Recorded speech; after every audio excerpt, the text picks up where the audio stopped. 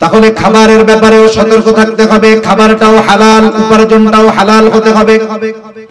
এখন কথা হলো, কারো খাবার উপার্জন যদি হারাম হয় তার ক্ষতি কি? বলে বড় বড় 4টা ক্ষতি আছে। কয়টা ক্ষতি? জোরে বলেন না কয়টা? 1 নাম্বার ক্ষতি, যে হারাম উপার্জন করে, হারাম খায়, তার দোয়া আল্লাহ তাআলা কবুল করে না। এই যে আজকে রাত্রে আল্লাহ তাআলা ক্ষমার ঘোষণা দিয়েছেন, ওই মানুষগুলোর জন্য ক্ষমার ঘোষণা নাই। তাদের মধ্যে অন্যতম হলো তারা যারা হারাম খায়। তাদের দোয়া আল্লাহ কবুল করবে না। দোয়া কবুল না করলে ক্ষমা হবে কেমনে? 1 নাম্বার ক্ষতি, তার দোয়া কবুল হয় না। দোয়া কবুলের কিছু সময় আছে, স্থান আছে। ওই সময় স্থানগুলোতে গেলেও তার দোয়া কবুল হবে না। এক ব্যক্তি বহু দূর সফর করে উস্কো খুস্কো চুলে বাইতুল্লাহর কাছে গিয়ে দোয়া করতেছে। সাহাবায়ে কেরাম দেখে মনে করতেছে এই ব্যক্তির দোয়া আল্লাহ তাআলা কবুল করবেন, ঠেকাবেন না। নবীজিকে আল্লাহ তাআলা ওই ব্যক্তির অবস্থা জানায় দিলেন। নবীজি বলেন, আল্লাহ তাআলা ওই ব্যক্তির দোয়া কেমনে কবুল করবে? যার উপার্জনটা হারাম, যার দেহটা হারাম খাবার দিয়ে গঠিত, যার দেহর মধ্যে হারাম পোশাক, ওই ব্যক্তির দোয়া আল্লাহ তাআলা কেমনে কবুল করবে? তাহলে হারাম উপার্জন, হারাম যারা খায়, 1 নম্বরে তাদের দোয়া কবুল হয় না। 2 নাম্বার, যারা হারাম উপার্জন করে, হারাম খায়, নবীজি সাল্লাল্লাহু আলাইহি ওয়াসাল্লাম বলেন, লা ইয়াদখুলুল জান্নাতা জাসাদুন গুযিয়া বিল হারাম। হারাম বক্ষণকারীর শরীর জান্নাতে প্রবেশ করবে না। 1 নাম্বার ক্ষতি, দোয়া কবুল হবে না। 2 নাম্বার ক্ষতি, জান্নাতে প্রবেশ করতে পারবে না। 3 নাম্বার ক্ষতি, আল্লাহ তাআলা কোরআনুল কারীমের মধ্যে বলেন, ইয়া আইয়ুহার রাসূলু কুলু মিনাত তাইয়্যিবাতি ওয়া'মালু সলিহা। আল্লাহ তাআলা সব রাসূলগণকে এক নির্দেশ দিয়েছেন, হে রাসূলগণ, আপনারা পবিত্র খান আর আমলে সালেহ করেন। এর দ্বারা উদ্দেশ্য হলো হালাল খান আর আমলে সালেহ করেন। বুজুর্গানে দিন উলামায়ে কেরাম বলেন, এখানে উদ্দেশ্য হলো যার খাবার অপবিত্র তথা হারাম, তার ইবাদত আল্লাহ কবুল করে না। আল্লাহ রাব্বুল আলামিন বলেন, মান আমিলা সালিহাম মিন যাকারিন আও উনসা ওয়া হুয়া মুমিন। মুমিন নারী অথবা পুরুষ যখন আমলে সালেহ করে, 1 নাম্বার শর্ত হলো মুমিন হতে হবে। 2 নাম্বার, আমলে সালেহ হতে হবে। সেটা হোক নারী অথবা পুরুষ। আল্লাহ তাআলা এই নারী অথবা পুরুষকে ঈমান সহকারে আমলে সালেহ করার কারণে 2 ধরনের পুরস্কারের কথা আল্লাহ তাআলা বলেন। 1 নাম্বার পুরস্কার, আল্লাহ রাব্বুল আলামিন যেটা তাকে দুনিয়াতে দিবেন। 2 নাম্বার পুরস্কার, আল্লাহ তাআলা যেটা তাকে আখিরাতে দিবেন। তাহলে এই 2 পুরস্কারের অধিকারী যদি আমাদের হতে হয়, 1 নাম্বার, অবশ্যই আমাদেরকে ঈমানদার হওয়া লাগবে। ঈমানদার হতেই হবে আমাদের। আমার আগে ভাই আলোচনার প্রয়োজনে ঈমানের ব্যাপারেও কিছু কথা বলছে, যে আল্লাহর প্রতি বিশ্বাস কেমন হওয়া দরকার। এজন্য আমার আর ঈমানের ব্যাপারে কথা বলার প্রয়োজন হবে বলে আমি মনে করি না। দ্বিতীয় শর্ত হলো শুধু আমল, শুধু ঈমান নয়, আমলটা আমলে সালেহ হতে হবে। প্রশ্ন হলো, একটা মানুষের আমল কখন আমলে সালেহ হয়?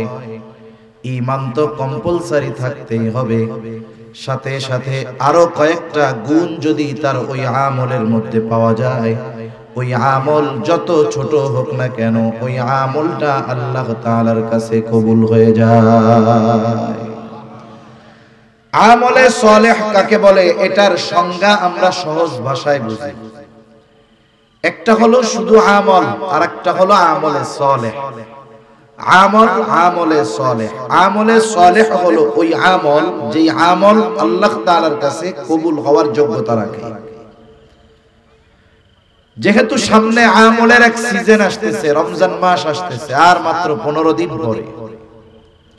এখন আমরা কষ্ট করে রোজা রাখলাম, 20 রাকাত তারাবি পড়লাম, আরো অন্যান্য ইবাদত করলাম, আমার মধ্যে যদি ওই শর্তগুলো অনুপস্থিত থাকার কারণে আমার এই কষ্টের আমল আল্লাহর দরবারে কবুল না হয়, তাইলে এর চাইতে কষ্টের আর কিছু হতে পারে? আর কিছুই কষ্টের হতে পারে না। এজন্য আমরা যদি আমাদের আমল আল্লাহ তাআলার কাছে কবুল করাতে চাই, এক নম্বরে যেই জিনিসটা দরকার সেটার নাম হলো ঈমান। এটা তো লাগবেই লাগবে, কারণ ঈমানবিহীন কোনো ভালো আমল আল্লাহ তাআলার কাছে গ্রহণযোগ্য হয় না। এই জন্য একজন ঈমানদারের আমল ভালো কাজ আর একজন বেঈমানের ভালো কাজের মধ্যে তফাৎ হলো এটা। ঈমানদার যখন কোনো ভালো কাজ করে, দুনিয়ায় কোনো নেকের কাজ করে, ভালো কাজ করে, আল্লাহ তাআলা ওই ঈমানদারের ভালো কাজের প্রতিদান শুধু যে দুনিয়াতে দেন তা নয়, ঈমানদারের প্রত্যেকটা ভালো কাজের প্রতিদান আল্লাহ তাআলা দুনিয়াতেও দেয়, আখিরাতেও দেয়। আর সমাজের মধ্যে যেই সমস্ত বেঈমান কাফেররা ভালো কাজ করে, মানুষের দান সদকা করে, মানুষের উপকার করে, বলে এদের ভালো কাজের প্রতিদানও আল্লাহ তাআলা দেন। ঈমান না থাকার কারণে এদের ভালো কাজের প্রতিদান আল্লাহ তাআলা শুধু দুনিয়াতেই দিয়ে দেন। ঈমান না থাকার কারণে ওই মানুষগুলোর ভালো কাজের প্রতিদান আল্লাহ তাআলা পরকালে দেয় না। এজন্য দুনিয়াতে দেখবেন কাফেররা কিন্তু ভালো কাজ করে, অনেক মানবিক অনেক ভালো কাজ করে। এই ভালো কাজের প্রতিদান আল্লাহ তাআলা কোথায় দেন? দুনিয়াতে দেন, দুনিয়াতে। আর যারা মুমিন এদের ভালো কাজের প্রতিদান আল্লাহ তাআলা শুধু দুনিয়ায় দেন তা না, আখিরাতে দিবেন তো দিবেন। অনেক সময় ভালো কাজের প্রতিদান দুনিয়াতে আল্লাহ নাও দিতে পারে। সেজন্য একটা মানুষ যদি তার ভালো কর্মের দ্বারা দুই জাহানে উপকৃত হতে চায়, তাহলে তার ঈমান দরকার। আপনাকে ইকোটা বন্ধ করতে বলছি, ফুল এরা কথাই বোঝাই। এই ইকো কার কার কার কার এতবার দরকার নাই তো, এটা বন্ধ করেন, ইকো বন্ধ করেন। আপনি রিভার্ব দিয়ে আওয়াজটা ছেড়ে দেন। এতবার তো অপারেটরদের বলা লাগার কথা না, তো বোঝার কথা অল্প।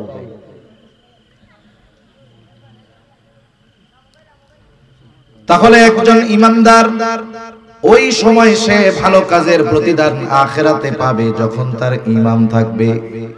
ঈমানবিহীন কোনো ভালো কাজের প্রতিদান আল্লাহ তাআলা আখিরাতে দিবেন না। এজন্য আমলে সালেহ হওয়ার অন্যতম প্রধান শর্ত হলো ঈমান। এখন আসেন দ্বিতীয় বিষয়, আমার আমলগুলো যদি আল্লাহ তাআলার কাছে গ্রহণযোগ্য করাতে হয়, কবুল করাতে হয়, এর পর কি দরকার? তাহলে এক নাম্বার দরকার হলো ঈমান, দুই নাম্বার দরকার হলো ইখলাস তথা নিয়তের বিশুদ্ধতা।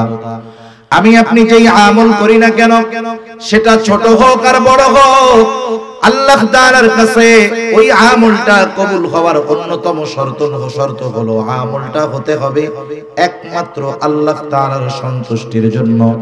দুনিয়াতে কোনো মানুষ যদি কোনো আমল মানুষকে দেখানোর জন্য করে, ওই আমল কবুল তো হবেই না, বরং ওই আমল আখিরাতে তার জাহান্নামে যাওয়ার কারণ হয়ে যাবে। ভালো কাজ আল্লাহকে দেখাইলে লাভ, ভালো কাজ মানুষকে দেখাইলে ওই ভালো কাজের দামও নাই, আর ওই ভালো কাজ তার জাহান্নামে যাওয়ার কারণ হবে। রাসূল আকরাম সাল্লাল্লাহু আলাইহি ওয়াসাল্লাম আবু হুরায়রা রাদিয়াল্লাহু তাআলা আনহু হতে প্রসিদ্ধ একটা হাদিস, রাসূল আকরাম সাল্লাল্লাহু আলাইহি ওয়াসাল্লাম বলেন, যেই হাদিসটা বর্ণনা করার পূর্বে আবু হুরায়রা রাদিয়াল্লাহু তাআলা আনহু পরপর তিনবার অজ্ঞান হয়ে গেছেন, চতুর্থবার তিনি হাদিসটা বর্ণনা করতেছেন। তিনি বলেন, রাসূল আকরাম সাল্লাল্লাহু আলাইহি ওয়াসাল্লাম বলেন, কিয়ামতের দিন আল্লাহ তাআলা সর্বপ্রথম তিন শ্রেণীর মানুষকে হিসাবের জন্য ডাকবে। এক নাম্বার, আল্লাহ তাআলা একজন শহীদকে ডাকবে। শহীদ রক্তাক্ত অবস্থায় সে আল্লাহর সামনে উপস্থিত হয়ে যাবে। আল্লাহ তাআলা তাকে জিজ্ঞাসা করবে, তোমার এই অবস্থা কেন? লোকটা বলবে, আল্লাহ, আপনার দ্বীন আপনার জমিনে প্রতিষ্ঠা করার জন্য কাফেরদের বিরুদ্ধে জিহাদ করতে করতে আমি আমার জীবনটা দিয়ে দিয়েছি। আল্লাহ তাআলা বলবেন, জীবন দিয়েছো, যুদ্ধ করেছো বুঝলাম, কিন্তু তোমার এই যুদ্ধের মূল উদ্দেশ্য কি ছিল? লোকটা তখন বলবে, আল্লাহ, আমি যুদ্ধ করেছি আপনার সন্তুষ্টির জন্য। বলেন তো, আল্লাহ তাআলা আমার আপনার অন্তরের খবর জানে কি জানে না? আল্লাহ তাআলা আমার আপনার খবর কতটা জানে? কোরআনুল কারীমের মধ্যে আল্লাহ তাআলা বলেন, ওয়ালাকাদ খালাকনাল ইনসানা ওয়া না'লামু মা তুওয়াসওয়িসু বিহি নাফসুহু ওয়া নাহনু আকরাবু ইলাইহি মিন হাবলিল ওয়ারিদ। আল্লাহ তাআলা বলেন, আমি মানুষ সৃষ্টি করেছি, শুধু তাই না, ওয়া না'লামু মা তুওয়াসওয়িসু বিহি নাফসুহু, আমি জানি কোন জিনিস তার অন্তরের মধ্যে ওয়াসওয়াসা দেয়। দুনিয়ায় অনেক প্রযুক্তি এখন আধুনিক। একটা মানুষ যদি অসুস্থ হওয়ার আগে সে যদি নিজের দেহকে চেক করায়, এমআরআই করায়, সিটি স্ক্যান করায়, তাকে যখন মেশিনের মধ্যে ভরে দেওয়া হবে, লেজার দিয়ে তাকে যখন পর্যবেক্ষণ করা হবে, একটা মানুষ এখনো অসুস্থ হয় নাই, কিন্তু এই টেস্ট করানোর পরে রিপোর্ট বের হয়ে যাবে তার শরীরের এই অর্গানগুলো দুর্বল আছে, অসুস্থ হতে পারে। তার মানে একটা মানুষ অসুস্থ হওয়ার আগে মোটামুটি তার অবস্থা, দেহের অবস্থা সে মেশিনের মাধ্যমে জানতে পারে। কিন্তু বলেন তো, দুনিয়ায় এমন কোন মেশিন বের হয়েছে নাকি যেই মেশিনের মধ্যে ঢুকায়া দিলে অন্তরের মধ্যে কি আছে সেই খবরটা জানা যাবে? আছে?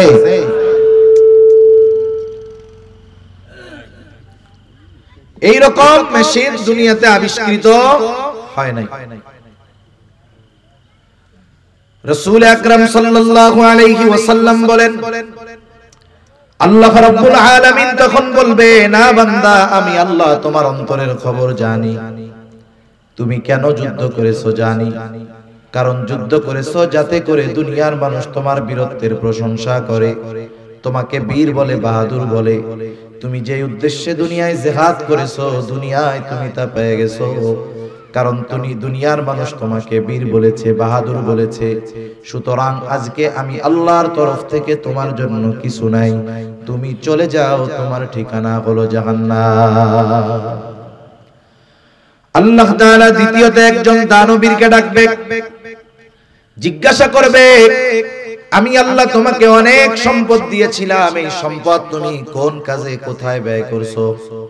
লোকটা বলবে, আল্লাহ আপনার দেওয়া সম্পদ আমি দান করেছি, সাদকা করেছি। যার ঘর নাই তাকে ঘর বানিয়ে দিয়েছি, যার বাড়ি নাই তাকে বাড়ি বানিয়ে দিয়েছি, যার খাবার নাই তাকে খাবার কিনে দিয়েছি। আল্লাহ তাআলা বলবে, বান্দা কেন তুমি এই দান সাদকা গুলো করেছো? লোকটা বলবে, আল্লাহ এগুলো আমি আপনার সন্তুষ্টির জন্য করেছি। আল্লাহ তাআলা তখন বলবেন, না বান্দা, না না, তুমি মিথ্যা বলতেছো।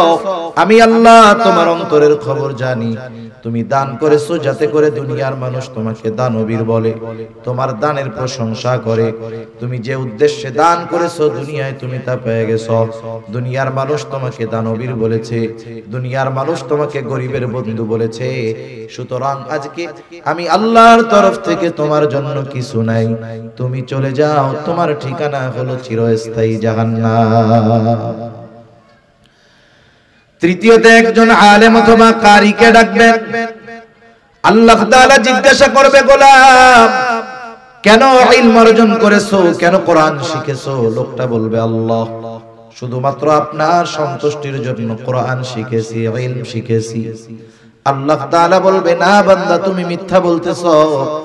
তুমি যে উদ্দেশ্যে ইলম অর্জন করেছো তা হলো দুনিয়ার মানুষ তোমাকে আলেম বলবে, হাফেজ বলবে, তোমার তিলাওয়াত শুনে মানুষ প্রশংসা করবে, তোমার আলোচনা শুনে মানুষ প্রশংসা করবে।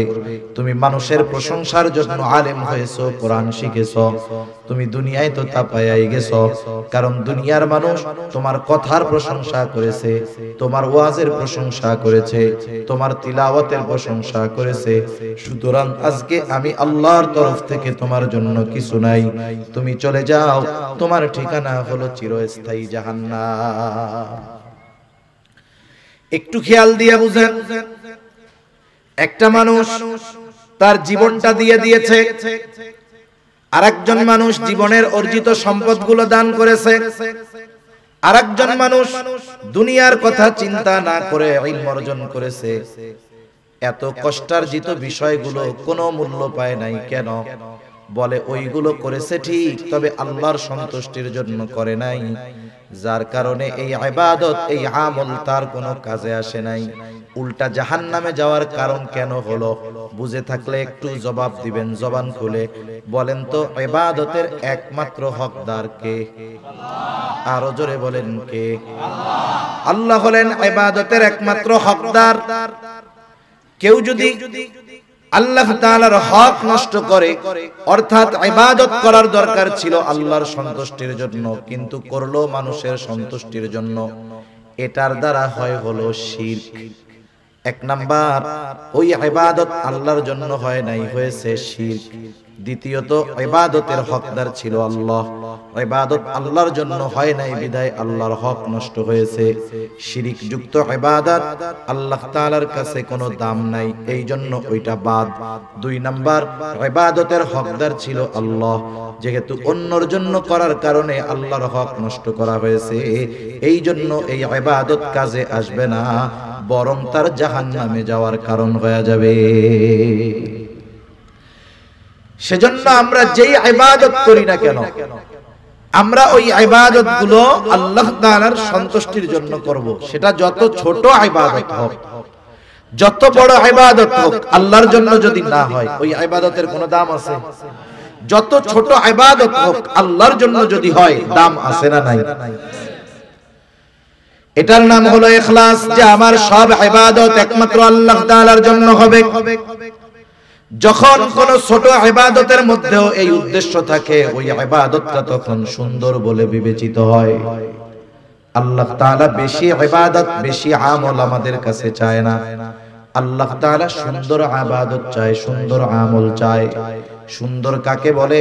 আমরা আমাদের সংজ্ঞায় সুন্দর সেটাকে বলি যেটা দেখার পরে চক্ষু তৃপ্ত হয়, অন্তরের মধ্যে প্রশান্তি আসে। এখন বলেন তো, আপনাদের সামনে যদি একজন আফ্রিকার কালো মানুষকে এনে দেওয়া হয়, আমাদের সংজ্ঞায় বলেন তো ওই লোকটা ভালো না কালো? ভালো লাগবে আমাদের? চোখ তৃপ্ত পাবে? তৃপ্তি পাবে? চোখ তৃপ্তি পাবে না, চোখের ভালো লাগবে না। তাহলে আমাদের সংজ্ঞায় কালো যে সে সুন্দর না। কিন্তু আল্লাহ তাআলার সংজ্ঞা, সৌন্দর্যের সংজ্ঞা এটা ভিন্ন সংজ্ঞা। আল্লাহ রাব্বুল আলামিন কোরআনুল কারীমের সূরাতুল মুলকের মধ্যে বলেন, আল্লাযী খালাকাল মাউতা ওয়াল হায়াতা লিয়াবলুয়াকুম আইয়ুকুম আহসানু আমালা। আল্লাহ তাআলা বলেন, তিনি আল্লাহ যিনি জীবন এবং মৃত্যুকে সৃষ্টি করেছেন। এবং কেন করেছেন? বলে লিয়াবলুয়াকুম, তোমাদের পরীক্ষা করার জন্য। কিসের পরীক্ষা? আল্লাহ তাআলা বলেন আইয়ুকুম আহসানু আমালা, পরীক্ষা হলো তোমাদের মধ্যে কার আমল কত সুন্দর। তাহলে আল্লাহ তাআলা বেশি ইবাদত চান না সুন্দর ইবাদত চান? জোরে বলেন, কি ইবাদত? সুন্দর ইবাদত আল্লাহ তাআলা চায়। এখন আল্লাহ তাআলার কাছে সুন্দর কোনটা? বলে যার নিয়ত সুন্দর, যার ইখলাস ঠিক আছে, ওই ইবাদত আল্লাহর কাছে সুন্দর। সুবহানাল্লাহ বলেন। যদি আমাদের সংজ্ঞায় সৌন্দর্যের সংজ্ঞা যেটা, এটা যদি আল্লাহর কাছে হইতো, তাইলে আফ্রিকার কালো মানুষগুলোর আর কোনো দাম থাকতো না, আফ্রিকার কালো মানুষের কোনো মূল্যায়ন থাকতো না। এজন্য আমরা আমাদের ইবাদতগুলোকে আল্লাহর কাছে সুন্দর করে তোলার জন্য যেই ইবাদতটাই করি, একমাত্র কার জন্য করব? আল্লাহর জন্য। জান্নাতে যাইতে হলে বেশি ইবাদত লাগে না, তবে সুন্দর ইবাদত লাগে। এক সাহাবীর ঘটনা শুনে। রাসূল আকরাম সাল্লাল্লাহু আলাইহি ওয়াসাল্লাম একদিন মসজিদে নববীর মধ্যে আছেন, ফজরের নামাজের পূর্ব মুহূর্তে সাহাবা ইকরাম অপেক্ষা করতেছে নামাজের। হঠাৎ করে নবীজি বলতেছেন, এখন যেই ব্যক্তি দরজা দিয়ে ঢুকবে সে জান্নাতি। এই ঘোষণা যখন নবীজি দিয়েছেন, ঘোষণা দেওয়ার সাথে সাথে সবার নজর চলে গেছে দরজার দিকে। কে সেই সৌভাগ্যবান ব্যক্তি যার ব্যাপারে নবীজি এমন ঘোষণা দিলেন? সবাই দরজার দিকে তাকায় আছে।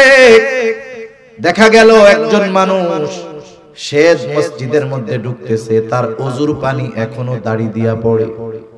প্রথম দিন চলে গেল, আবার পরদিন নবী ফজরের নামাজের পূর্ব মুহূর্তে আবার বলতেছে, এখন যেই ব্যক্তি দরজা দিয়ে ঢুকবে সে জান্নাতি।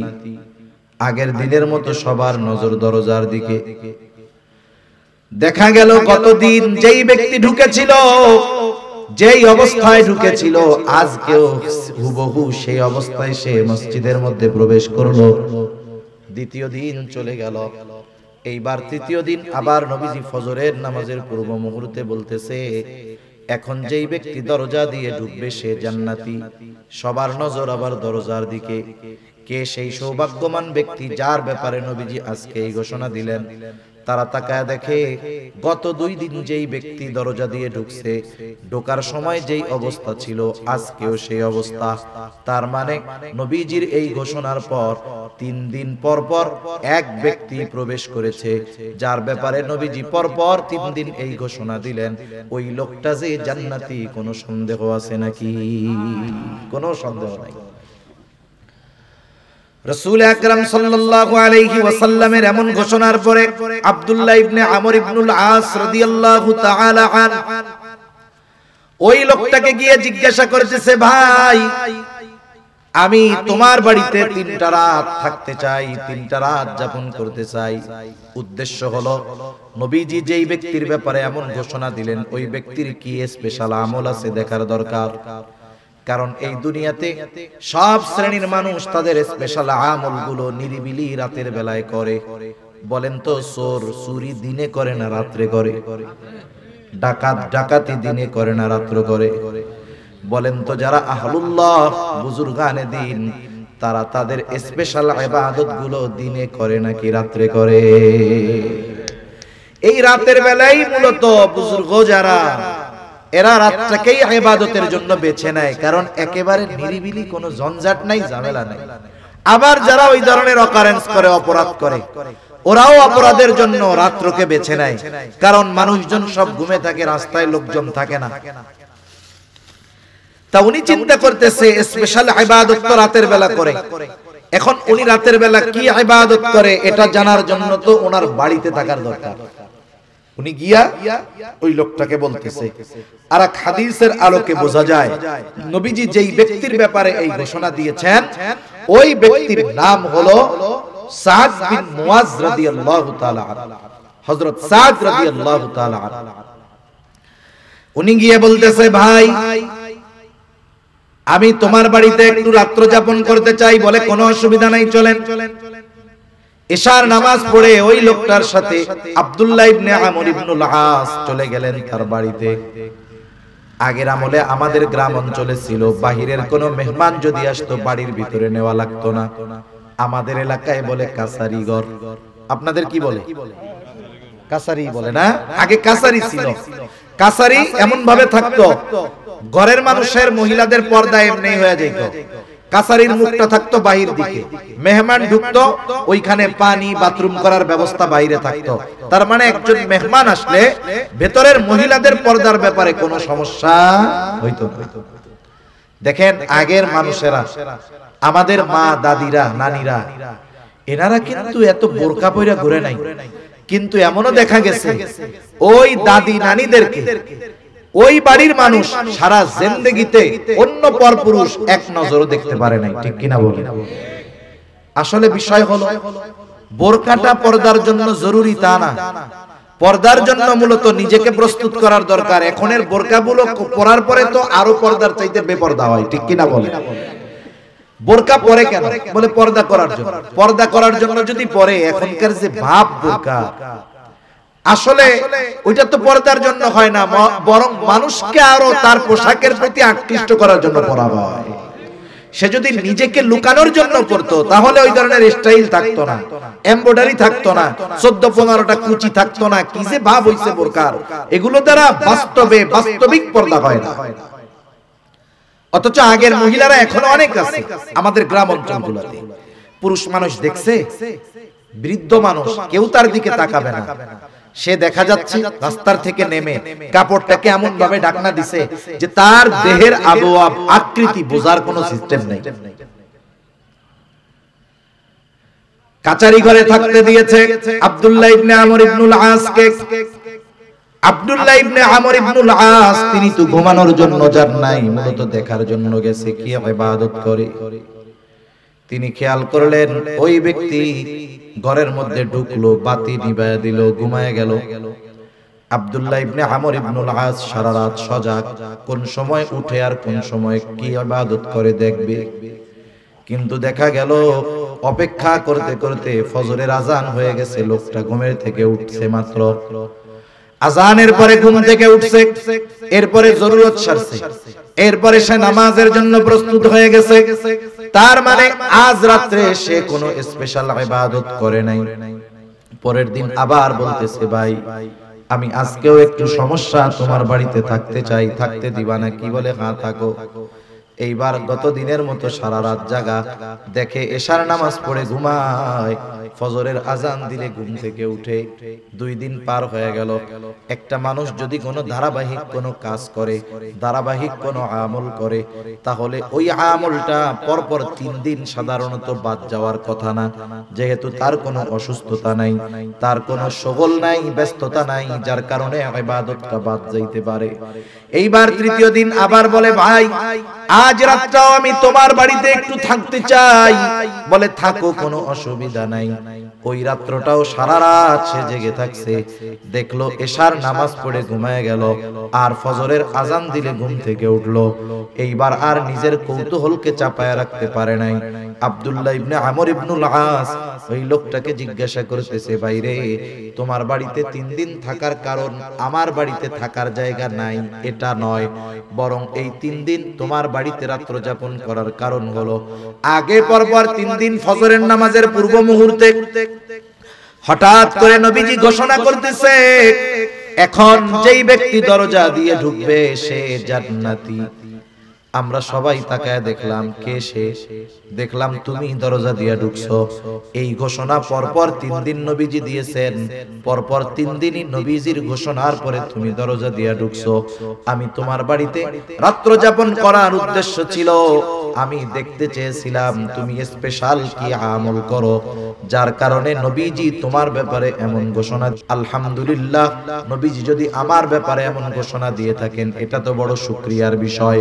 তবে তুমি যেই আশায় আমার বাড়িতে রাত্র যাপন করছো, ওই রকম কোন রাত্রিকালীন ইবাদত আমি করি না। তবে হ্যাঁ, একটা জিনিস করি।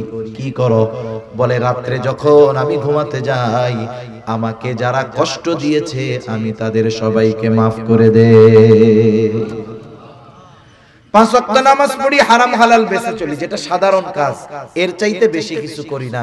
এখন আব্দুল্লাহ ইবনে আমর ইবনুল আস বলতেছে, তুমি যে রাতের বেলায় শোয়ার সময় সকলকে মাফ কইরা দাও, অন্যান্য গুলো তো আমরা সব সময় করি, কিন্তু তুমি যে এই কাজটা প্রতিদিন করো, এই কারণেই আল্লাহ তাআলা তোমার ব্যাপারে জান্নাতের খুশখবরি নবীজির মাধ্যমে জানায়া দিয়েছেন। সুবহানাল্লাহ। তাহলে দেখেন, একটা মানুষ জান্নাতে যাওয়ার জন্য অনেক ইবাদত করতে হয় নাকি? তবে যতটুক করতে হয় ততটুক কার জন্য করা লাগে?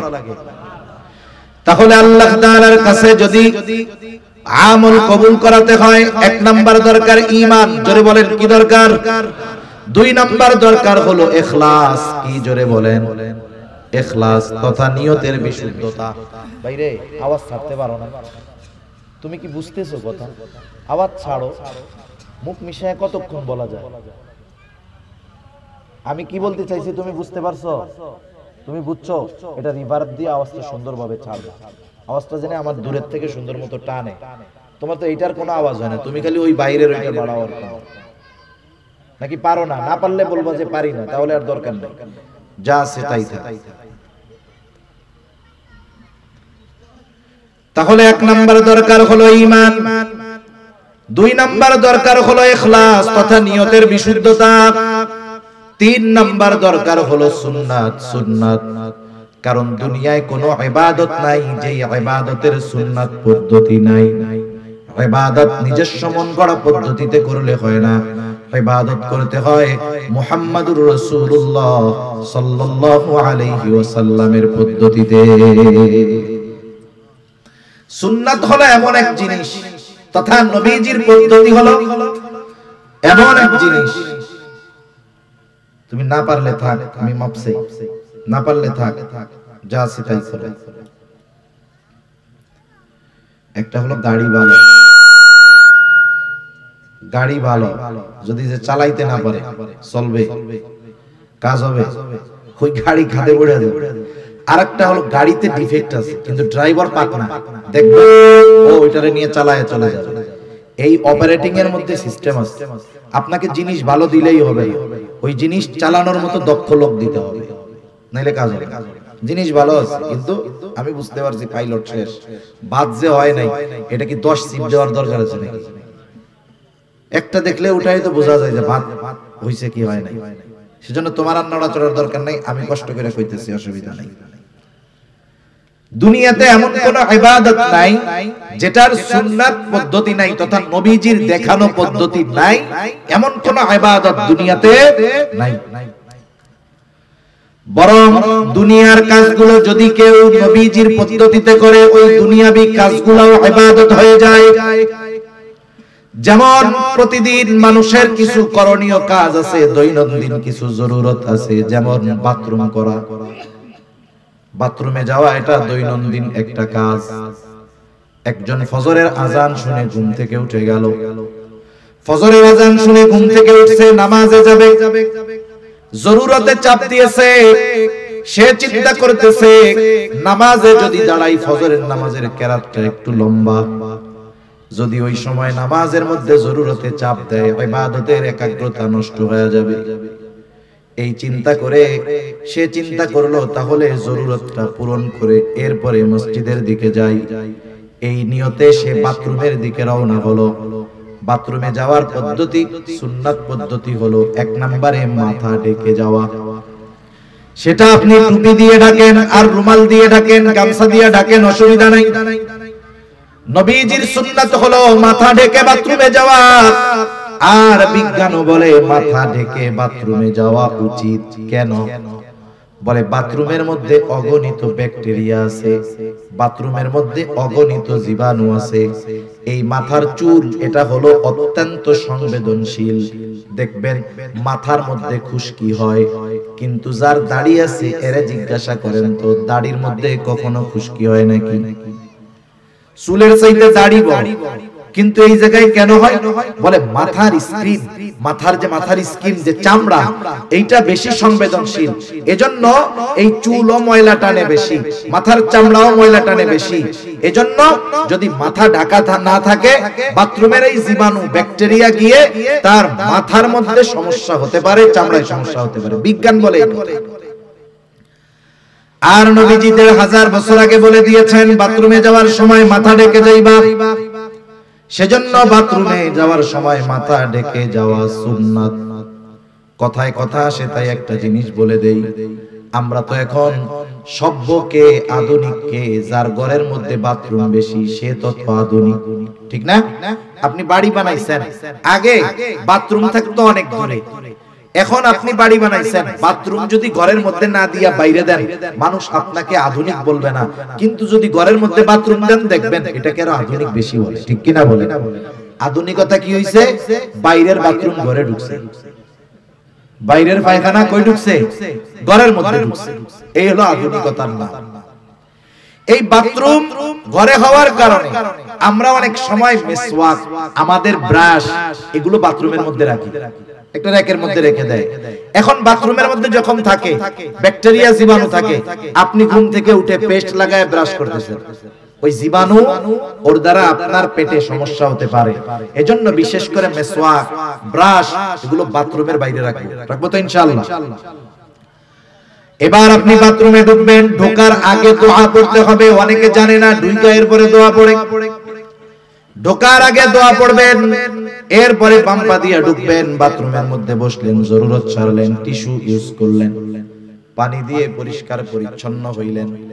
এরপরে ওযু যদি ভেতরে করার ব্যবস্থা থাকে ওযু করলেন, যদি বাহির হওয়ার দরকার হয় ডান পা দিয়ে বাহির হলেন, বাহির হওয়ার পরে দোয়া পড়লেন। আমি শুধু উল্লেখযোগ্য সুন্নাতগুলো বললাম। একটা মানুষ যদি সুন্নাত তরিকায় বাথরুম করে, তাহলে ওই বাথরুম করার মধ্যে তার কমপক্ষে 10টা সুন্নাতের আমল হয়ে যায়। অথচ এই কাজগুলো আমরা দৈনন্দিন করি। আবার দেখেন, প্রত্যেক বেলা খানা খাই, খানা খাওয়ার সময় দস্তরখানটা বিছান, খানার সময় ডান দিক দিয়ে খানা শুরু করেন, খানার শুরুতে বিসমিল্লাহ বলেন, খানার দোষ ত্রুটি না ধরেন, খানাটা পড়ে গেলে উঠায় খান, প্লেটটাকে ভালোমতো চেটে খান। এই যে অনেক সময় আমরা হুজুররা কোন জায়গায় খাইতে গেলে একটু চাইটা চুইটা খাই, অনেকজন দেখা দেখা কয় কি রে দেখ হুজুর প্লেট না খায় ফেলায় আল্লাহ জানে। আরে প্লেট তো জান্নাতে গিয়ে খামু, এর আগে একটু প্র্যাকটিস করে আনি, ঠিক কিনা বলেন? এই যে দেখেন বিজ্ঞান কি বলে, আমি আপনি যখন খাবার পরে আঙ্গুলগুলো চেটে খাই, আঙ্গুলের উপরে দাঁড়ালো দাঁড়ালো দাগ আছে না নাই? মানুষ মারা যাওয়ার সাথে সাথে এই রেখাগুলো চলে যায়। এটা যখন জিহ্বার সাথে ঘষা খায় দেখবেন একটা লালা হয়, লালা। এই লালাটা কত উপকারী, এই লালাটা আমি আপনি খেয়ে ফেলি যখন, এটা আমার আপনার খাবার হজমের জন্য কাজ করে। সুবহানাল্লাহ। আপনি প্লেট চাইটা খাইতেছেন, মানুষ বলতেছে খেত, আমি বলি এটা সুন্নাত। উপকার কি? এক নাম্বার নবীর সুন্নাত অনুযায়ী খানা খাওয়ার কারণে সওয়াব হইল, দুই নাম্বার হাত যখন চেটে পুটে খেলাম, এই যে লালা হলো ঘষা লাগার কারণে, এই লালা আমার হজমের জন্য কাজ করে। সুবহানাল্লাহ। ইসলামের প্রত্যেকটা বিষয় মেনে চললে আখিরাতের উপকার তো আছে, দুনিয়ার গুলোও আছে। তবে আমরা দুনিয়াবি কল্যাণের জন্য ইবাদত করব না, ইবাদত করব আল্লাহর জন্য, আর দুনিয়াবি কল্যাণ অটোমেটিক্যালি আল্লাহ দান করবে। সুবহানাল্লাহ। তাহলে দুনিয়ার কাজগুলো যদি নবীর তরিকায় করা হয়, সুন্নাত তরিকায় করা হয়, ওগুলো ইবাদত হয়ে যায়। আর ইবাদত যেগুলো, ওগুলো অবশ্যই অবশ্যই নবীজির সুন্নাত তরিকায় করতেই হবে, সুন্নাত বিহীন কোনো ইবাদত নাই। অনেকে মনে করে সুন্নাত মনে হয় এমন জিনিস করলে সওয়াব, না করলে গুনাহ নাই। আসলে বিষয়টা এমন নয়।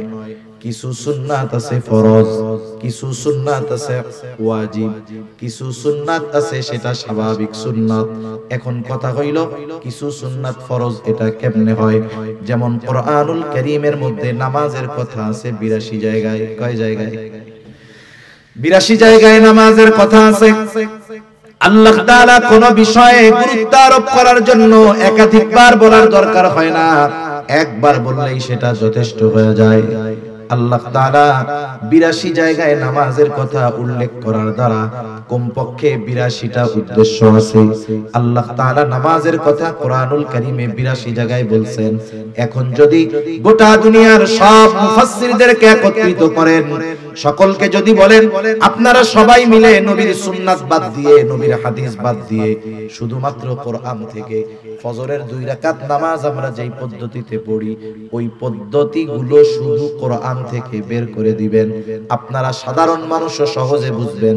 বলেন তো নবীর সুন্নাত হাদিস বাদ দিয়ে শুধু কোরআন থেকে 2 রাকাত নামাজ পড়ার পদ্ধতি কিয়ামত পর্যন্ত কেউ বের করতে পারবে নাকি? কেউ কিয়ামত পর্যন্ত পারবে না, অসম্ভব।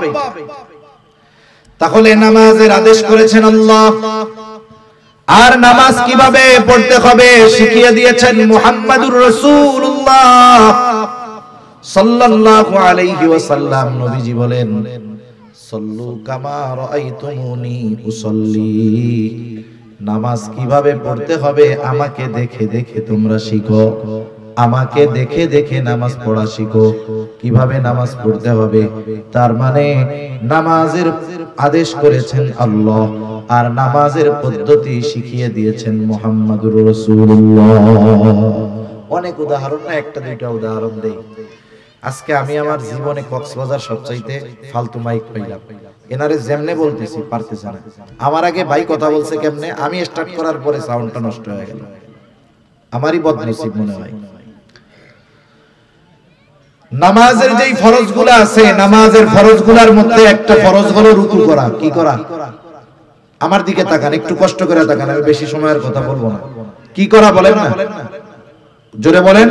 রুকু করা কি? ফরজ। রুকু করা কি? ফরজ। রুকুর আদেশ আল্লাহ তাআলা করেছেন। আল্লাহ তাআলা বলেন ওয়ারকাউ মা'আর রাকিঈন, রুকুকারীদের সাথে রুকু করো। এখন রুকু শব্দের অর্থ হলো ঝুঁকা, ঝুঁকা। এখন ঝুঁকবেন কতটুকু? একজন দাঁড়ানো, সে যদি মাথা ঝুঁকায় এটাও ঝুঁকানো, যদি একেবারে নিচু হয়ে যায় সেটাও ঝুঁকানো। এখন আপনি যদি শুধু কোরআন থেকে রুকুর পদ্ধতিটা নিজে আবিষ্কার করতে চান, তাহলে কতটুকু ঝুঁকতে হবে বের করতে পারবেন না। তাহলে এই ফরজ, রুকু করা ফরজ, কতটুকু ঝুঁকতে হবে, কিভাবে পিঠ থাকবে, নজরটা কোথায় থাকবে, এটা কিন্তু আল্লাহ বলে দেন নাই, এটা আমাদের শিখিয়ে দিয়েছেন মুহাম্মাদুর রাসূলুল্লাহ। তাহলে এই রুকুর পদ্ধতিটাও একটা সুন্নাত পদ্ধতি। এই জন্য নবীজির কিছু সুন্নাত আছে যেগুলো ফরজের সাথে সম্পৃক্ত, আবার কিছু সুন্নাত আছে যেটা ওয়াজিব। সারা দুনিয়ার মুহাক্কিক উলামায়ে কেরাম একমত, কেউ কষ্ট নেবেন না। এই যে আমাদের দাড়ি হয়, এই দাড়ি হলো মুসলমানদের একটা শিআর, একটা নিদর্শন। উচিত কি? নবীজি বলেন দাড়ি লম্বা করো, মোসকে খাটো করো। নবীজি বলছেন মোস খাটো করো, দাড়ি লম্বা করো। কতটুকু করতে হবে? মুহাক্কিক উলামায়ে কেরাম গবেষণার মাধ্যমে বলেন, সাহাবায়ে কেরামের আমলকে দেখে বলেন, তাবেঈন তাবে তাবেঈনের আমলের আলোকে বলেন, কমপক্ষে একটা মুমিনের দাড়ি এক মুষ্টি পরিমাণ রাখতে হবে। যদি সে না রাখে, যদি সে খাটো রাখে, সেটে রাখে, তাহলে অবশ্যই অবশ্যই তাকে গুনাহগার হতে হবে। এটা নবীর সুন্নাত। এই সুন্নাতটা কিন্তু ওই সুন্নাত নয় যে রাখলে সওয়াব, না রাখলে গুনাহ নাই। এই সুন্নাতটা হলো দায়মি সুন্নাত, এজন্য এটা হলো ওয়াজিব। এই সুন্নাতটা কি বলেন? এই নবীর এই দাড়ি রাখার পদ্ধতিটা কি হবে? ওয়াজিব, না রাখলে গুনাহ হবে। আমরা দোয়া করি যারা রাখতে পারে নাই আল্লাহ তাদের রাখার তৌফিক দান করুক, সকলে বলি আমিন। আবার কিছু সুন্নাত, সাধারণ সুন্নাত, আমি যে কথা বোঝানোর জন্য বলতেছিলাম, দুনিয়ার যে কোনো ইবাদত রাসূল আকরাম সাল্লাল্লাহু আলাইহি ওয়াসাল্লামের দেখানো পদ্ধতিতে করতে হবে, নাইলে ওই ইবাদত আল্লাহ তাআলার কাছে কবুল হবে না। তাহলে পেছন থেকে আবার একটু রিভিশন দেই। ইবাদত কবুল হওয়ার জন্য 1 নাম্বার দরকার হলো ঈমান, 2 নাম্বার দরকার হলো ইখলাস তথা নিয়তের বিশুদ্ধতা, যে আমি এই ইবাদত কাকে খুশি করার জন্য, কাকে দেখানোর জন্য করতেছি। 3 নাম্বার, ওই ইবাদতটা হতে হবে নিজের পদ্ধতিতে নয়, নবীজির পদ্ধতিতে। 4 নাম্বার, সে যেই ইবাদত করবে সেই ইবাদতের ব্যাপারে তার জ্ঞান থাকতে হবে, ইলম অর্জন করতে হবে। এই জন্যই নবীজি সাল্লাল্লাহু আলাইহি ওয়াসাল্লাম বলেন, তলাবুল ইলমি ফরিদাতুন আলা কুল্লি মুসলিম, দ্বীনি ইলম শিক্ষা করা প্রত্যেক মুসলমান নরনারীর উপরে ফরজ। কতটুকু ফরজ? কেউ কেউ বলেন যতটুকু দ্বারা সে নিজে দ্বীনের উপরে চলতে পারে এতটুকু শিক্ষা করা ফরজ। আবার কেউ কেউ বলেন না না, বরং এর চাইতে আর একটু বেশি শিখতে হবে। কেন? বলে আল্লাহ তাআলা কোরআনুল কারীমের সূরাতুত তাহরিম 28 নম্বর পারা, আল্লাহ তাআলা বলেন, ইয়া আইয়ুহাল্লাযীনা আমানু কু আনফুসাকুম ওয়া আহলিকুম নারা। আল্লাহ তাআলা বলেন, হে ঈমানদারেরা, তুমি নিজে জাহান্নামের আগুন থেকে বাঁচাও, অধীনস্থদেরকে জাহান্নামের আগুন থেকে বাঁচাও। তার মানে নিজেও বাঁচতে হবে, নিজের পরিবার পরিজনকেও বাঁচাতে হবে। কেমনে বাঁচবা? বলে নিজে আল্লাহ তাআলার আদেশ নিষেধ মান্য করার মাধ্যমে নিজে বাঁচো, আর অধীনস্থদেরকে মান্য করানোর মাধ্যমে বাঁচাও। নিজে আমল কইরা বাঁচো, অধীনস্থদেরকে আমল করে বাঁচাও। নিজে আল্লাহর হুকুম আহকাম মেনে চলার মাধ্যমে বাঁচো, অধীনস্থদেরকে হুকুম আহকাম মেনে চালানোর মাধ্যমে বাঁচাও। এজন্য আল্লাহ তাআলা কোরআনুল কারীমের মধ্যে একা আমাকে আপনাকে নামাজি হওয়ার আদেশ করেছেন তা নয়। আল্লাহ তাআলা নামাজের ব্যাপারে যেমন বলেন, ওয়া'মুর আহলাকা বিস-সালাতি ওয়াসতাবির আলাইহা, আরে তুমি তোমার অধীনস্থদেরকে নামাজের আদেশ করো, তুমিও তার উপরে অটল থাকো। কিছু কিছু জায়গায় আল্লাহ তাআলা নিজের আমলের আগে অধীনস্থদেরকে করানোর আদেশ দিয়েছেন। তার মানে আমাদের সমাজে অনেক মানুষ আছে নিজে নামাজ পড়ে, সন্তানরা নামাজ পড়ে না, নিজে নামাজ পড়ে, নিজে ঠিকমতো দ্বীনের উপরে চলে, নিজের ঘরের মানুষ চলে না। আছে না নাই? মনে রাখবেন, ধরা পড়ে যেতে হবে। কিয়ামতের দিন আমি আমল করলাম, অধীনস্থদেরকে দিয়ে আমল করাইলাম না, আদেশ করলাম না। আরে যাদের জন্য রক্ত আপনি পানি বানাইলেন, যাদের জন্য সম্পদ উপার্জন করলেন, আপনার উপার্জিত সম্পদ যারা ভোগ করলো, আল্লাহ না করুক এই সন্তানগুলো, আপনার অধীনস্থ মানুষগুলো যদি কিয়ামতে জাহান্নামী হয়, আপনি যদি ইবাদতের পাহাড় নিয়ে ওঠেন, কিয়ামতের দিন ওই আপন মানুষগুলো আপনার আমার জান্নাতে যাওয়ার সবচেয়ে বড় বাধা হয়ে দাঁড়ায় যাবে। ঠিক কি না বলেন? এজন্য ফিকির শুধু একা না, অধীনস্থদেরকে নিয়ে করতে হবে। যেহেতু আল্লাহ তাআলা বলেছেন নিজে জাহান্নামের আগুন থেকে বাঁচো, অধীনস্থদেরকেও বাঁচাও। কেমনে বাঁচবা, কেমনে বাঁচাইবা? বলে আল্লাহ তাআলার আদেশ নিষেধ মান্য করার মাধ্যমে নিজে বাঁচো, অধীনস্থদেরকে মান্য করানোর মাধ্যমে বাঁচাও। বুঝে থাকলে খেয়াল দিয়ে একটু জবাব দিবেন। বলেন তো আল্লাহ তাআলার আদেশ নিষেধ মেনে চলতে হলে ইলমে দ্বীন দরকার আছে না নাই? আবার যদি আপনি আপনার পরিবার পরিজনকে দ্বীনের উপরে চালাতে চান, ইলমে দ্বীন জানার দরকার আছে না নাই? এই জন্য তারা বলতেছে একটা মানুষের ওই পরিমাণ দ্বীনি ইলম অর্জন করা ফরজ যতটুকুর দ্বারা সে নিজে এবং অধীনস্থদেরকে জাহান্নামের আগুন থেকে বাঁচাতে পারে। এইটুকু পরিমাণ কমপক্ষে সকল মুসলমানের জন্য শেখা ফরজ। আমি জানি যে আমাদের সমাজে, আমাদের কমিউনিটিতে, আমাদের দেশে অনেক পাঁচ ওয়াক্ত নামাজি এই পরিমাণ ইলমে দ্বীন তার জানা নাই। আছে না নাই? এখন কি করবেন?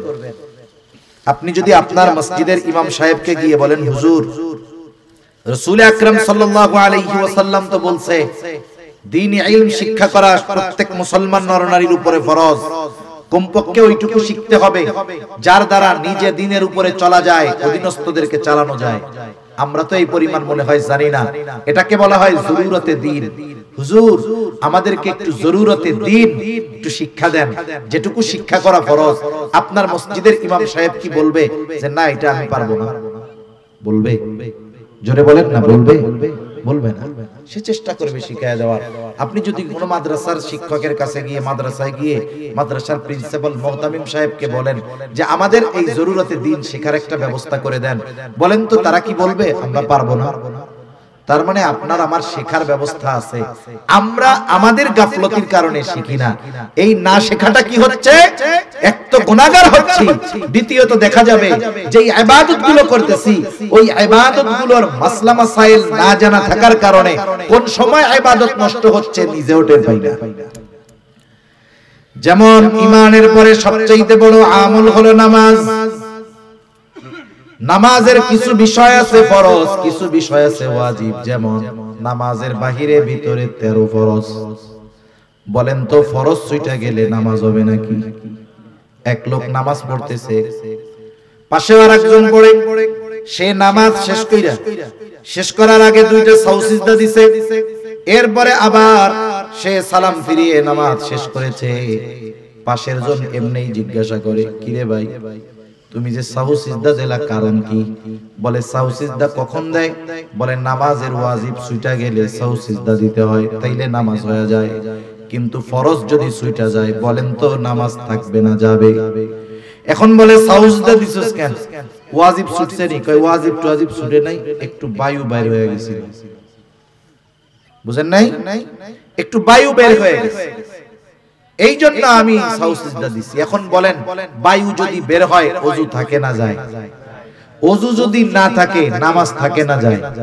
সাউ সিজদা একটা না 100টা দিলে কাজ হবে? কাজ হবে না। এজন্য ইবাদত সংক্রান্ত মাসলা মাসাইল গুলো জানতে হবে, একটার সাথে একটা কানেক্টেড। আপনি একটাকে বাদ দিয়ে আরেকটা পারবেন না। যেমন দেখেন নামাজের অন্যতম এক শর্ত কি? ফরজ যে কাপড় পাক। কাপড় কি হওয়া লাগবে? পাক হওয়া লাগবে। কাপড় যদি না পাক হয় অন্য সব ঠিক, নামাজ হবে না। এখন আপনার এই ক্ষেত্রে তাহারাত পবিত্রতার মাসলাগুলো জানতে হবে, যে কোন কারণে পোশাক পাক নাপাক হয়, কোন কাজ করলে নাপাক পোশাকটা পাক হয়ে যায়। এখন উনি তাহারাতের মাসলা, পবিত্রতার মাসলা জানে না। এখন উনি কি করছেন? ওনার কাপড়ে একটু প্রস্রাবের একটা ফোঁটা পড়ছে, কাপড়ের উপরে যদি প্রস্রাবের একটা ফোঁটা পড়ে ওই প্রস্রাবটা কি এক জায়গায় থাকে না ছড়িয়ে যায়? এক ফোঁটা প্রস্রাব যতটুকু জায়গা নিয়ে ছড়াবে ওই কাপড়ের দ্বারা নামাজ না হওয়ার জন্য যথেষ্ট হয়ে যায়। এখন দেখেন ওনার এটা জানা নাই, উনি প্রস্রাব করছে, ঢিলা কুলুক ব্যবহার করে নাই, প্রস্রাবের একটা ফোঁটা লুঙ্গিতে লাগছে, এখন ওই ফোঁটার পানি প্রস্রাব ছড়ায় গেছে, এখন উনি সুন্দর মতো ওযু করে নামাজ পড়েছে, বলেন তো নামাজ কি হবে? একটার সাথে একটা কানেক্টেড, এটা প্রত্যেকটা মুসলমানের জানা দরকার ছিল। ওযুর ফরজ, গোসলের ফরজ এগুলো জানার দরকার। নামাজের বাহিরে ভিতরে 13 ফরজ জানার দরকার। যদি সে না জানে কি ক্ষতি। বলে ফরজ ছুটে গেলে সে তো জানবেই না ফরজ ছুটে গেছে।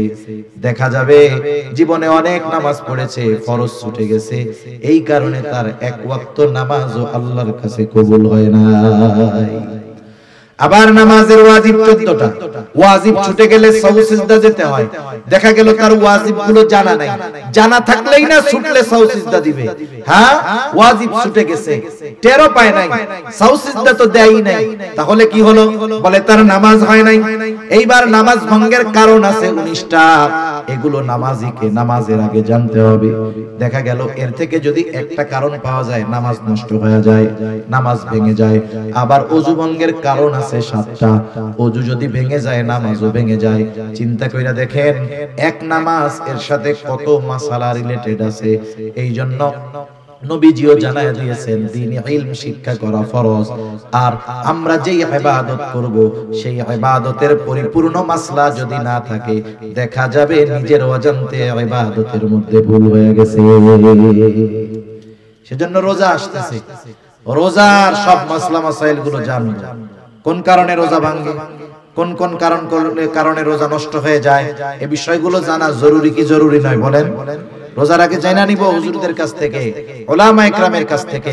নাইলে এত পরিশ্রম করে সারা দিন না খেয়ে কষ্ট করে রোজা রাখলেন, দেখা গেল সামান্য ত্রুটি অজানার কারণে, অজ্ঞতার কারণে ইবাদত নষ্ট হয়ে গেল। মনে করেন একটা লোক জানে না যে আগুনে হাত পুড়ে যায়, এই লোক এই জিনিসটা তার কি নাই, জানা নাই। এখন সে যদি না জানে যে আগুনে হাত পুড়ে যায়, জানে না, কিন্তু আগুনের মধ্যে যদি হাত দেয়, পুড়বে কি পুড়বে না বলেন তো? আগুন তো বলবে না যে ও জানে না, তাইলে এর আর পুরানোর দরকার নাই। এইজন্য মাসলা মাসাইলের বিষয়টা এরকম, যেগুলো জরুরতে দিন, এই বিষয়গুলো যদি আমরা না জানি, না মানি, যদি কোনো ত্রুটি বিচ্যুতি ইবাদতের মধ্যে হয়ে যায়, ওই বিষয়গুলো যদি আমার আপনার দ্বারা সংগঠিত হয়ে যায়, ইবাদত আমল নষ্ট হয়ে যাবে, আমি টের পাবো না। সেজন্য 4 নাম্বার যেই জিনিসটা দরকার, যেই ইবাদত করবে সেই ইবাদতের মাসলা মাসাইল গুলো জানবে। 5 নাম্বার, তার খাবারটাকে হালাল করতে হবে, খাবারটা হালাল।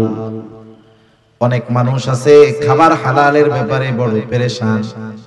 বিষয়টা কিন্তু এমন না, খাবার শুধু হালাল হলেই হবে না, উপার্জনটা হালাল দরকার আছে না নাই? উপার্জন হালাল হতে হবে, খাবারটাও হালাল হতে হবে। এখনকার জামানায় মানুষ তো হারাম উপার্জন করে লজ্জিত হয় না, বরং গর্বিত হয়।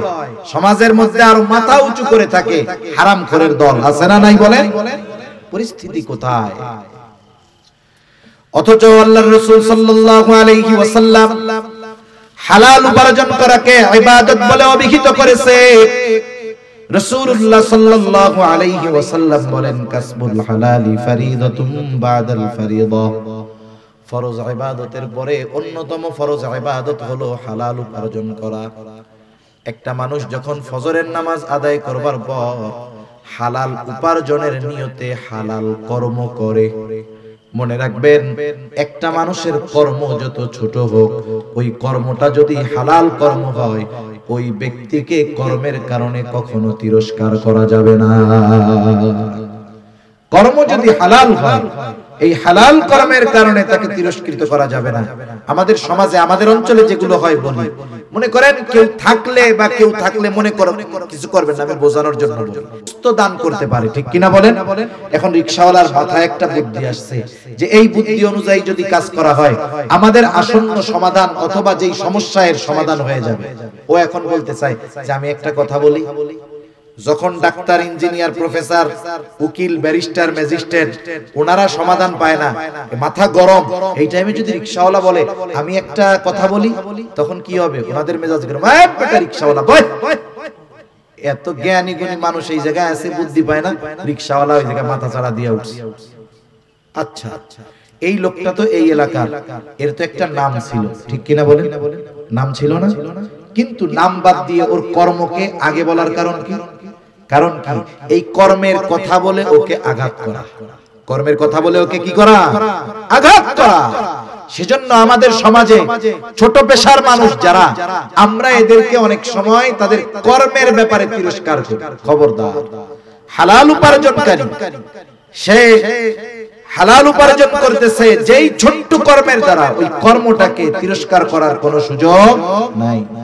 মনে রাখবেন, আপনার বাজারের একজন মুচি জুতা সেলাই যে করে, জুতা সেলাই করে যেই মুচি হালাল উপার্জন করে, আর সচিবালয়ের একজন সচিব যে মানুষের টাকা খেয়ে ঘুষ খেয়ে সম্পদের পাহাড় করেছে, এই সমাজের মানুষের কাছে ওই সচিবের দাম হতে পারে, কিন্তু আল্লাহ তাআলার কাছে ওই হালাল উপার্জনকারী মুচির দাম ওই হারামখোর সচিবের চাইতে অগণিত গুণ বেশি। ঠিক কিনা বলেন? এজন্য সমাজের অনেক মানুষ, ছোট পেশার মানুষ, এরা নিজেরা মাঝে মধ্যে মনে করে আমরা কত ছোট হয়ে গেলাম। না না, এই সমাজে যেই পেশাগুলোকে আমরা ছোট মনে করি, এইরকম অনেক পেশা আল্লাহ তাআলা নবীদের দিয়ে করিয়েছেন। যেমন কামার, অস্ত্র বানায় লোহা থেকে, দাউদ আলাইহিস সালাতু ওয়াস সালাম এই কাজ করেছেন। পৃথিবীর বড় বড় মনীষী আছে যারা এমন এমন কাজ করেছে, তাদের কর্ম দ্বারা তারা বিবেচিত হয় নাই, কিন্তু তাদের কথা, তাদের কর্ম, তাদের জ্ঞান দ্বারা গোটা দুনিয়া উপকৃত হচ্ছে। ঠিক কিনা বলেন? এজন্য এক নাম্বার, আমরা সমাজের কোন ছোট কর্মজীবী মানুষ যার কর্মটা হালাল, তাকে এই কর্মের কারণে কখনো তিরস্কার করব না।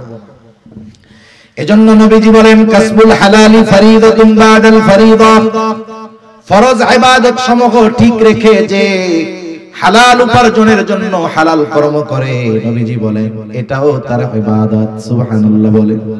কারণ সে হালাল খাওয়ার উদ্দেশ্যে হালাল উপার্জন করে। এই জন্য এক নাম্বার দরকার হলো হালাল উপার্জন, দুই নাম্বার দরকার হালাল খাবার। কারণ খাবার যদি হালাল হয় কিন্তু উপার্জনের অর্থ যদি হারাম হয়, এই খাবারটাও হারাম খাবারের মতো। মনে করেন একজন সরকারি চাকরিজীবী, সরকারি চাকরি যত ছোট হোক ওই জায়গার ইনকাম বেশি। বুঝেন নাই? সরকারি চাকরি যত ছোট হোক ইনকাম বেশি। আমার এরকম জানাশোনা কয়েকজন লোক আছে, সচিবালয় আছে, উপসচিব পর্যায়ের আছে, আর একজন সচিব হয়ে যাবে আশা করা যায়। এই আল্লাহর বান্দা, সরকারের পক্ষ থেকে ওনাকে গাড়ি দেওয়া হয়েছে, উনি ওই গাড়ি ফিরিয়ে দিয়েছে যে আমি এই গাড়িটা ব্যবহার করব না। কেন? উনি যখন ওই সরকারি গাড়ি ব্যবহার করবে, ওনার কাছ থেকে, ওনার স্যালারি থেকে কিছু স্যালারি বেতন কাটা হবে এই ফ্যাসিলিটির জন্য। উনি বলতেছে আমি আমার বাসায় পায়ে হেঁটে যাতায়াত করতে পারবো, প্রয়োজনে লোকাল বাসে যেতে পারবো, সমস্যা নাই, আমি এই গাড়ি ব্যবহার করব না। কেন? বলে যেই টাকাটা আমার বাঁচবে, কাটা হতো, ওটা তো আর কাটবে না, কারণ আমি সুযোগ নেই নাই, আমার টাকাও কাটবে না। কি হবে তাইলে? বলে ওই টাকাটা হলে আমার বাচ্চা কাচ্চার লেখাপড়ার খরচ চালাইতে আমার একটু সহজ হবে। এটা বলতেছে কে? একজন উপসচিব পর্যায়ের লোক, একজন উপসচিব পর্যায়ের মানুষ। সে ইচ্ছা করলে কি করতে পারে এটা একজন সাধারণ শিক্ষিত মানুষও বুঝতে পারে। কিন্তু দেখা যাবে কি, ওই উপসচিবের গেটের বাইরে যেই পিয়ন আছে, ও দেখা যাবে প্রতি মাসে লক্ষ লক্ষ টাকা ইনকাম করতেছে, আসবে স্যারের সাথে দেখা করতে চাই, চা নাস্তার কিছু পয়সা দেন। আর এরা চা মগে কাপে খায় নাকি গাজি ট্যাঙ্ক 1000 লিটারের ট্যাঙ্কিতে চা খায় আল্লাহ জানে। 2-4-5,000 টাকার কমে এদের চা পানের টাকা হয় না। ঠিক কিনা বলেন? ওই ব্যক্তি তো আবার ওরে 5,000 টাকা হাতের মধ্যে গুজে দিয়ে স্যারের সাথে দেখা করে আসবে, কাজ শেষ। স্যার তো আর ঘুষ খায় না। দেখা যাবে ওই পিয়ন ঢাকা শহরে বাড়ি করে ফেলছে, কিন্তু উপসচিব তার বাপ দাদার রেখে যাওয়া বাড়িটা ভেঙে যাচ্ছে, ঠিক করার টাকা তার কাছে নাই। আছে না নাই? এরকম অনেক আছে। আবার ওই যে বললাম পিয়ন লক্ষ লক্ষ টাকার মালিক, কোটি কোটি টাকার মালিক। মনে করেন ওই রকম একজন লোক আজকে ভালো ইনকাম হইছে, 20,000 পকেটের মধ্যে ঢুকছে, এই যে ঘুষের টাকাটা নিল, বলেন তো এটা হালাল না হারাম? কত জঘন্য এক হারাম। মানুষের উপার্জনের অনেক পদ্ধতির মধ্যে হারাম পদ্ধতির মধ্যে একটা হলো এই ঘুষ। এখন সেই হারাম টাকা নিয়ে বাজারে গেছে, বাজারে যাওয়ার সময় দেখে বিশাল বড় এক গরু জবাই হয়েছে। গরু যত বড়, এর গোস্তের স্বাদ তত বেশি না কম। এটা দেখার পরে তার গোস্ত কেনার জন্য খুব ইচ্ছা হয়েছে। এখনো কসাইরে জিজ্ঞাসা করতেছে, এই এত বড় গরু জবাই দিলা কেমনে? কারণ প্রাণী যদি হালাল হয়, জবাই যদি আল্লাহর নাম বাদ দিয়ে দেওয়া হয়, ওই হালাল প্রাণীর গোস্ত আর হালাল থাকে না। জিজ্ঞাসা করতেছে জবাই দেওয়ার সময় কি আল্লাহর নাম বলছিলা? কসাইও চালাক কম না। কসাই বলে যে শুনেন, আমি নিজে নামাজ কালাম পড়ি না, তাতে কি হইছে? আমি এই মাসালা খুব ভালো মতো জানি। ইচ্ছা কইরা যদি আল্লাহর নাম বাদ দিয়ে জবাই করি, তাইলে এই গরুর গোশতের আর হালাল থাকবে না, হারাম হয়ে যাবে। সকলকে যদি খাওয়াই আমার গুনাহ হবে। নিজে নামাজ পড়ি নাই, আল্লাহ চাইলে মাফ করে দিব। মানুষের যদি হারাম খাওয়াই, হক নষ্ট করা হবে, আল্লাহ মাফ করারও সুযোগ নেই। আমি বিসমিল্লাহ কইয়াই জবাই দিছি। লোক নিশ্চিত হলো যে গরুর গোশত কি আছে? হালাল আছে। এইবার কি করতেছে? পকেট থেকে টাকা বের করে দিয়ে বলতেছে আমারে 10 কেজি গরুর গোশত দাও। আমার একটু বলেন, এই যে খাবারটা হালালের ব্যাপারে কত সচেষ্ট সতর্ক হলো, কিন্তু পকেট থেকে যেই টাকা দিল সেটা হালাল না হারাম? এজন্য এই বিষয়টা খেয়াল রাখার দরকার। সে যদি চুরি কইরা ওই গরুর 10 কেজি গোশত নিত, তার যেমন অবস্থা হতো, হালাল হতো না। ওই ঘুষের টাকা, সুদের টাকা দিয়ে যখন কিনছে, ওটাও হালাল হবে না। জুয়া খেলার টাকা দিয়েও যদি কিনে, হালাল হবে না। জুয়া তাস খেলা আসেনি আপনাকে ওইদিকে? হায় হায়, সমাজ ধ্বংস করে দেওয়ার এক পাপ এই জুয়া খেলা। সেজন্য যেহেতু আপনাদের জনপ্রতিনিধিরা আছে, মুরব্বীরা আছে, অনুরোধ থাকবে এই প্রজন্মকে হেফাজত করেন। এখন তো জুয়া খেলার জন্য অনেক কিছু লাগে না, মোবাইল একটা হইলে হইছে। কত জায়গায় দেখি বাজারের মধ্যে রিকশাওয়ালা রিকশা রেখে, সিএনজি ওয়ালা সিএনজি রেখে, 4 জন মোবাইলের মধ্যে লুডো খেলা শুরু করেছে। কি চলতেছে? জুয়া চলতেছে, বুঝতেই পারবেন না। এখন তাস নিয়ে বসা লাগে না, মোবাইলের মধ্যেই 4 জনে তাস খেলতে পারে।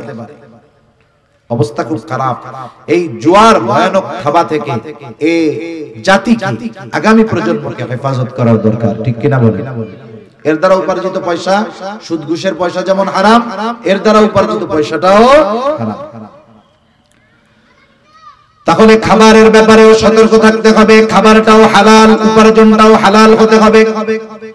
এখন কথা হলো, কারো খাবার উপার্জন যদি হারাম হয়, তার ক্ষতি কি? বলে বড় বড় 4টা ক্ষতি আছে। কয়টা ক্ষতি? জোরে বলেন না কয়টা? 1 নাম্বার ক্ষতি, যে হারাম উপার্জন করে, হারাম খায়, তার দোয়া আল্লাহ তাআলা কবুল করে না। এই যে আজকে রাত্রে আল্লাহ তাআলা ক্ষমার ঘোষণা দিয়েছেন, ওই মানুষগুলোর জন্য ক্ষমার ঘোষণা নাই।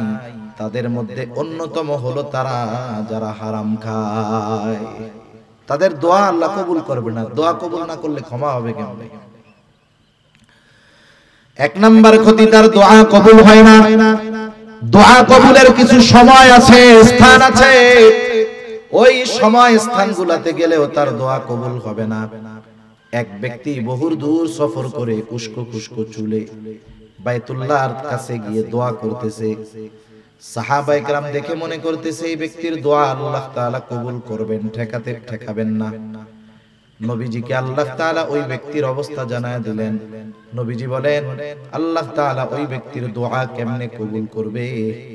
যার উপার্জনটা হারাম, যার দেহটা হারাম খাবার দিয়ে গঠিত, যার দেহর মধ্যে হারাম পোশাক, ওই ব্যক্তির দোয়া আল্লাহ তাআলা কেমনে কবুল করবে? তাহলে হারাম উপার্জন, হারাম যারা খায়, 1 নম্বরে তাদের দোয়া কবুল হয় না। 2 নাম্বার, যারা হারাম উপার্জন করে, হারাম খায়, নবীজি সাল্লাল্লাহু আলাইহি ওয়াসাল্লাম বলেন, লা ইয়াদখুলুল জান্নাতা জাসাদুন গুযিয়া বিল হারাম। হারাম বক্ষণকারীর শরীর জান্নাতে প্রবেশ করবে না। 1 নাম্বার ক্ষতি, দোয়া কবুল হবে না। 2 নাম্বার ক্ষতি, জান্নাতে প্রবেশ করতে পারবে না। 3 নাম্বার ক্ষতি, আল্লাহ তাআলা কোরআনুল কারীমের মধ্যে বলেন, ইয়া আইয়ুহার রাসূলু কুলু মিনাত তাইয়্যিবাতি ওয়া'মালু সলিহা। আল্লাহ তাআলা সব রাসূলগণকে এক নির্দেশ দিয়েছেন, হে রাসূলগণ, আপনারা পবিত্র খান আর আমলে সালেহ করেন। এর দ্বারা উদ্দেশ্য হলো হালাল খান আর আমলে সালেহ করেন। বুজুর্গানে দিন উলামায়ে কেরাম বলেন, এখানে উদ্দেশ্য হলো যার খাবার অপবিত্র তথা হারাম, তার ইবাদত আল্লাহ কবুল করে না। 4 নাম্বার ক্ষতি, কেউ যদি হারামকে হালাল মনে করে, তাহলে তার ঈমান থাকে না। একজন হারাম কাজ করতেছে, হারাম মনে করে, তার গুনাহ হবে, তবে সে বেঈমান হবে না। কিন্তু একজন হারাম কাজ করে না, কিন্তু ওই হারামকে সে হারাম মনে করে না, সে না কইরাও বেঈমান হবে, ঠিক কি না? একটা উদাহরণ দিয়ে আলোচনা শেষ করে দেই। আমাদের সমাজে অনেক মানুষ আছে সরকারি চাকরি করে, সে তখন ঘুষ টুস কিচ্ছু খায় না, তার সংসার চালাতে পরিবার চালাতে কষ্ট হয়। এরপরে সরকারি চাকরি শেষ, এখন আর কোনো টেনশন নাই, মসজিদে গিয়ে সব সময় নামাজ কালাম পড়ে, মসজিদ থেকে বাইর হয় না। এখন ইমাম সাহেব জিজ্ঞাসা করে, চাচা চাকরি যখন ছিল তখন তো টেনশনে দেখতাম, চাকরি এখন নাই, টেনশনও নাই, তবে এখন সংসার চলে কেমনে? বলে এখন আরো ভালো চলে। কেমনে ভালো চলে? বলে আগে বেতন পাইতাম 30,000, 30,000 দিয়া বাসা ভাড়া, লেখাপড়া, অন্যান্য খরচ দিয়ে মাসে আমার চলা কষ্ট হইতো, এখন আরো ভালো চলে। কেমনে চলে? বলে আমি 1 কোটি টাকা পাইছিলাম, ব্যাংকের মধ্যে রেখে দিছি, এখন মাসে মাসে 1 লাখ টাকা পাই, আলহামদুলিল্লাহ। আমার একটু বুঝাই বলেন তো, 1 কোটি টাকা ব্যাংকে ফিক্সড ডিপোজিট করে রেখেছে, নির্দিষ্ট পরিমাণে তাকে লাভ দেওয়া হচ্ছে, বলেন তো এটা কি? কোনো সন্দেহ আছে? খাইতেছে সুদের টাকা, বলে কি আলহামদুলিল্লাহ। সুদের টাকা খেয়ে কি বলতেছে? যদি বুঝে বলে থাকে ঈমান নাই। একজন মদ খায়, মদ খাইতেছে কবিরা গুনাহ, কিন্তু কেউ যদি ইয়ার কি মাইরা বিসমিল্লাহ বলে মদ খায়, সাথে সাথে বেঈমান হয়ে যাবে, কোনো সন্দেহ নাই। একজন খাচ্ছে মদ, খেয়ে যদি সে আলহামদুলিল্লাহ বলে, বেঈমান হয়ে যাবে, কোনো সন্দেহ নাই। খাচ্ছে সুদ, স্পষ্ট এক হারাম, অথচ বলতেছে আলহামদুলিল্লাহ। এজন্য কেউ যদি হারামকে হারাম মনে না করে, তাহলে তার ঈমান থাকে না। আসেন এবার মূল কথা। আল্লাহ তাআলা বললেন, ঈমানদার নারী অথবা পুরুষ আমলে সালেহ যদি করে, কয় ধরনের পুরস্কার? একটু জোরে বলেন, কয় ধরনের? 2 ধরনের পুরস্কার, একটা দিবেন দুনিয়ায় আর একটা দিবেন আখিরাতে। কি পুরস্কার? 1 নাম্বার দুনিয়ার কথা বলেন, আল্লাহ তাআলা বলেন ফালানুহইয়ান্নাহু হায়াতান তাইয়্যিবা, আল্লাহ তাআলা বলেন আমি তাকে এক পবিত্র জিন্দেগি দান করব। সুবহানাল্লাহ। পবিত্র জীবন দ্বারা উদ্দেশ্য কি? পবিত্র জীবন দ্বারা উদ্দেশ্য হলো যে আল্লাহ তাআলা এই দুনিয়ায় তাকে মানুষের মুখাপেক্ষী করবে না, এই দুনিয়ার প্রয়োজন মেটানোর ব্যবস্থা করবে। একটা হলো প্রয়োজন আর একটা বিলাসিতা। এখানে প্রয়োজন উদ্দেশ্য, প্রয়োজন আল্লাহ তাআলা মেটানোর ব্যবস্থা করবে। আল্লাহ তাআলা এই দুনিয়াতে তাকে পারিবারিক শান্তি দান করবে, আল্লাহ সুবহানাহু ওয়া তাআলা তাকে ইবাদতের মজা দান করবে, আল্লাহ তাআলা দ্বীনের উপরে চলা তার জন্য সহজ করে দিবে। বলেন তো, আমাকে যদি কেউ এই নিশ্চয়তা দেয় আপনার এই জীবনে যত প্রয়োজন সব মেটানোর ব্যবস্থা হবে, আর কোনো টেনশন আছে? সম্মানের দিক দিয়ে কখনো মানুষের কাছে হাত পাতা লাগবে না, আপনি ইবাদতের মজা পাবেন, আপনার পরিবারের মানুষের দ্বারা আপনাকে শান্তি দেওয়া হবে, নেককার বিবি দেওয়া হবে, নেককার সন্তান দেওয়া হবে, যেই স্ত্রী সন্তান আপনার চক্ষু শীতলের কারণ হবে, সাথে সাথে আপনি ইবাদত করতে মজা পাবেন। আমরা কিন্তু ইবাদতে মজা পাই না, মসজিদে গেলে বসতে মন চায় না, চার দোকান থেকে আর উঠতে মন চায় না, ঠিক কিনা বলেন? ইবাদতের মজা, এটা হলো হায়াতান তাইয়্যিবা, পবিত্র জিন্দেগি। আর আখিরাতে কি দিবে? আল্লাহ তাআলা বলেন ওয়ালা নাজজিয়ান্নাহুম আজরাহুম বিআহসানি মা কানু ইয়ামালুন। আর আখিরাতে এই আমলে সালেহ যারা ঈমানের সাথে আমলে সালেহ করেছে, এই মানুষগুলোকে আল্লাহ তাআলা দুনিয়ায় যা করছে ওই তুলনায় বহুগুণ বেশি বড় প্রতিদান আল্লাহ তাআলা দিবে। সেজন্য সম্মানিত সুধী, পুরুষ হোক আর নারী হোক, আল্লাহ তাআলা ইবাদতের ক্ষেত্রে কাউকে কম বেশি করেন নাই। এমনটা করেন নাই পুরুষ রোজা রাখলে সওয়াব বেশি, নারী রোজা রাখলে সওয়াব একটু কম হবে, এমনটা আল্লাহ করেন নাই। ইবাদতের ক্ষেত্রে, প্রতিদানের ক্ষেত্রে আল্লাহ তাআলা নারী পুরুষকে সমানভাবেই দিবেন। শর্ত কি? বলে ঈমানের সাথে আমলে সালেহ করতে হবে। এখন আমলে সালেহ কেমনে হবে? ঈমান তো কম্পালসারি, এটা লাগবেই, সাথে সাথে ওই আমলটা ইখলাসের সাথে করতে হবে, ওই আমলটা সুন্নাত পদ্ধতিতে করতে হবে, যেই আমল করবে ওই আমলের মাসলা মাসাইল গুলো জানতে হবে, সাথে সাথে উপার্জনটা আর খাবারটা তার হালাল হবে। এইভাবে যদি দুনিয়ার জিন্দেগি অতিবাহিত করতে পারে, দুনিয়াতেও আল্লাহ তাআলা তাকে বরকত রহমত দিয়ে ভরপুর করে দিবে, আর আখিরাতেও আল্লাহ সুবহানাহু ওয়া তাআলা তার আমলের তুলনায় বহুগুণ বড় বেশি প্রতিদান আল্লাহ তাআলা তাকে দিবে। এজন্য সম্মানিত সুধী, রোজার মাস আসতেছে, এই মাসটা হলো ইবাদতের মাস, ইবাদতের মৌসুম।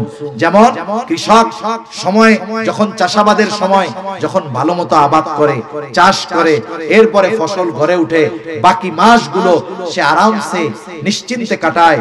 অনুরূপ ভাবে আমরা যদি এই ইবাদতের মৌসুমকে যথাযথভাবে কাজে লাগাতে পারি, তাহলে আগামী 11 মাস আবার দ্বীনের উপরে চলা, ইসলামের উপরে চলা আমাদের জন্য সহজ করে দিবেন কে? আরো জোরে বলেন কে? এজন্য আমরা ইবাদতের প্রস্তুতি নিব, রোজার প্রস্তুতি নিব। নবীজি সাল্লাল্লাহু আলাইহি ওয়াসাল্লাম বলেন, আহসু হিলাল শাবান লি রমাদান, তোমরা হেলালের চাঁদ, ওই শাবানের হেলাল, শাবানের চাঁদ গণনা করো। কেন? বলে রমজানের প্রস্তুতির জন্য।